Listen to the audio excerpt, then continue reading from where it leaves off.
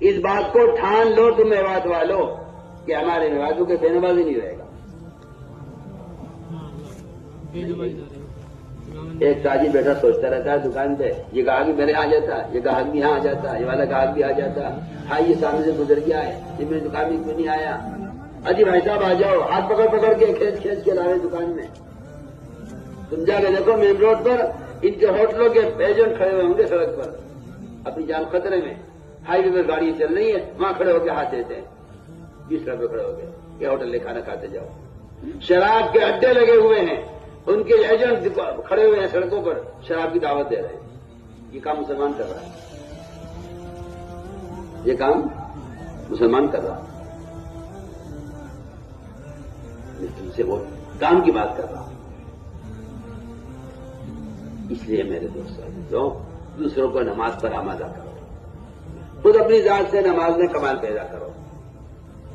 جو نماز قبول نہیں ہوتی وہ نماز قبول نہیں ہوتی جو جلدی جلدی پڑھی جاتی ہے۔ ہمارے جلسوں میں نمازیں ہوتی ہیں نماز سکھلانے کے لیے، اپنی مسجدوں میں ایسی اطمینان سے نماز پڑھا کرو۔ اگر رکوع سجدہ قومہ قاعدہ جلسہ اطمینان سے نہیں ہو رہا تو یہ نماز بک دے کے ماری جائے گی گندے کپڑے کی شکل میں۔ جو نماز کامل نہیں ہوتی وہ نماز نمازی کے لیے بد دعا کرتی ہے۔ دکان نہیں چل رہی، کھیت جڑ گیا، سیلاب آ گیا، پیداوار کو کیڑا لگ گیا، دکان خرقی ہو گئی، کسی نے دکان پہ چھوٹا مقدمہ ڈال دیا، اجی میں تو مظلوم ہوں، میری تو کوئی غلطی نہیں ہے۔ اچھا تم نے تو نماز کو برباد کیا، اب نماز کی بد دعا لگے تجھے؟ نماز کی بد دعا لگتی ہے دکان کو، یہ نماز کو ضائع کرتا ہے دکان کے لیے، اللہ دکان کو ضائع کرتے ہیں نماز کی وجہ سے۔ ہو یہ رہا ہے، یہ بیچارہ ہی کہتا رہتا ہے جی کسی نے جادو کرا رکھا ہے۔ کیا جادو، کیا سحر؟ ہم تو اس کو مانتے ہی نہیں ہیں۔ ہم تو صاف باتیں کہتے ہیں کہ تو نے اپنے عمل کو بگاڑ کر نماز کی بد دعائیں تو لے رہا ہے، جس طرح مظلوم کی بد دعا لگتی ہے یتیم کو ستانے والے کی، جو بربادی ہوتی ہے وہ یتیم کی بد دعا سے ہوتی ہے۔